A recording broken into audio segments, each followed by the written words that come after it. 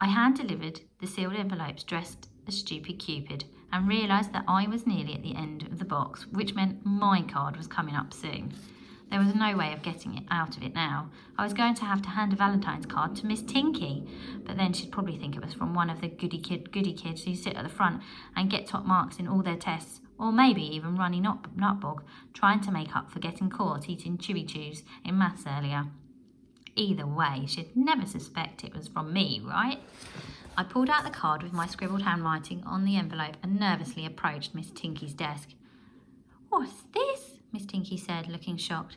"Is that a Valentine's Day card for me?" "It appears to be, miss," I said, pretending to look surprised and throw everyone off the scent. The whole class giggled as she took the red envelope. "Well, I must say this is a shock. No student has ever sent a teacher a Valentine's Day card before. What a shame it won't say who it's from. I'll never know who sent it." That's where my heart stopped. The world spun and I felt sick. I suddenly realised that in my frantic hurry to write out the card, I had totally forgotten that you are not supposed to write your name in a Valentine's card, and I had signed it with my full name. "Dear Miss Tinky, will you be my Valentine?" From Frankie A. Brown. "Oh, thank you very much, Frankie A. Brown," Miss Tinky shrilled at the top of her lungs, spinning the card round so that everyone could see. The whole class burst out laughing, making kissy sounds. Runny Nutbog even made up a rhyme about us that went, "Frankie and Miss Tinky sitting in the tree, K-I-S." It's a good job that twerp can't spell, or it would have been super embarrassing. Worst day in Freaky so far. Other than that, school's okay. Runny Nutbog still treats me as a bad smell or something. I used some of Dad's bold spice spray in case I did smell bad. Just a little squirt under my arms like he does in the morning, and I'll tell you right away, I am never using that stuff again. The rash stung so badly I couldn't lift my arms for a week, which made PE really tricky. You live and you learn. That felt right. Am I using it right? The other kids on my street, Molly, Eric, Jamila, Katie, Charlie and Susie, seemed pretty nice, although I've not really made any proper friends yet. But that's okay. I'm at school to learn, not to make friends. I guess I'm still the teacher's kid, although they'll realise soon enough that Mum isn't just a science teacher, but an awesome inventor too. I mean, as soon as they see our homemade solar-powered family car that she invented, I bet they'll all be banging on the door and wanting to hang out with me.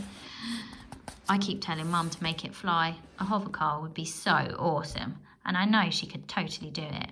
Dad says we wouldn't need to pay something called road tax then, because technically we wouldn't be using the road. But Mum says there are better things to invent than hover cars. As if. Frankie's top 3 things Mum should invent: hover car, hoverboard, hover bike.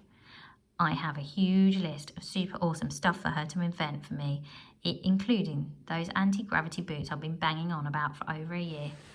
But no anti-grav boots yet. Not even hover slippers, just a pencil case. Okay, the pencil case is pretty cool.